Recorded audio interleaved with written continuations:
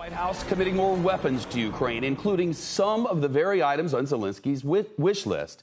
You've heard the names, but what do they actually do? We're going to break them down tonight, starting with the Javelin. It's an American-made missile launcher, shoulder-mounted. It locks onto targets, thermal picture, meaning any kind of vehicle that emits heat.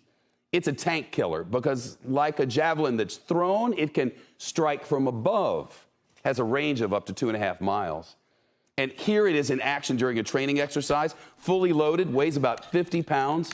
Military experts say it's very easy to operate and highly effective. The Ukrainian Defense Ministry posting this photo of a Russian tank they say they destroyed with a Javelin. It's so popular, it's become a symbol of the resistance with its own patron saint, Saint Javelin. Then there's the S-300. The general talked about it. It's the surface-to-air missile system that President Zelensky's been calling for. It's a priority because Ukrainians can use it to take down Russian jets and drones.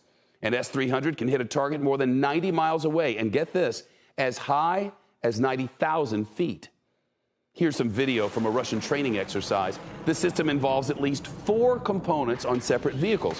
One that detects the jet, one that analyzes that data, another that tracks the target, and of course the missile launcher. There's a challenge in getting these to Ukraine. The system is made in Russia. A few NATO countries have them, as the general said, these S-300s that are operational.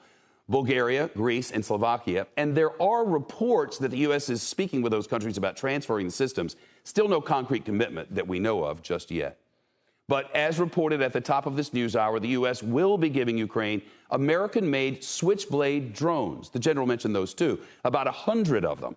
They're essentially kamikaze drones, little things like 2 feet long and 6 pounds each they weigh. Switchblade drones can hit a target as far as 6 miles out, and the damage equivalent to a grenade. Here's a demo of the 300 model from a company that makes it. The drone launches from a tripod case you see. Then an operator controls it using GPS and real-time video from a camera, or they can program it to a specific location. Either way, it's electric and it's silent, hard to detect. Experts say it is deadly and it is precise. But again, kamikaze, one and done.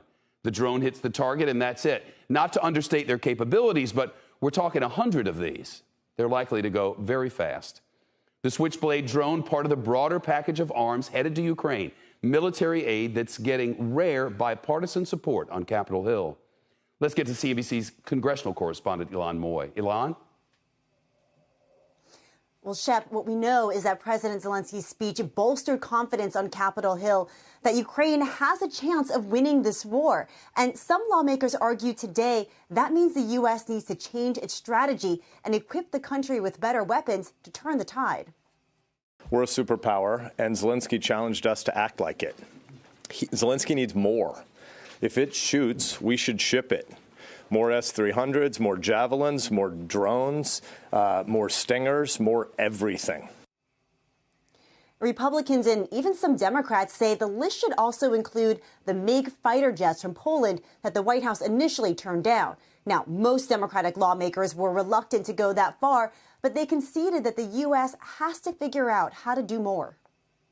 I don't think we need 535 voices around here trying to be Secretary of Defense, but I think it's fair to ask questions about what our policy is, how far are we going to go, and what more we need to give to them to help them protect democracy.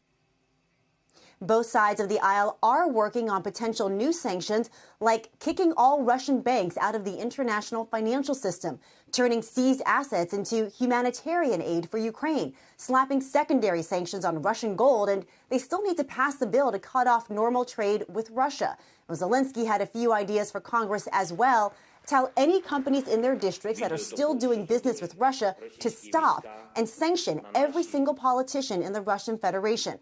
But what Zelensky really wants, Washington won't give him. That's the no-fly zone. The White House and Congress remain united on this issue, and Shep, today's speech didn't change that. Ilan Moy, thank you.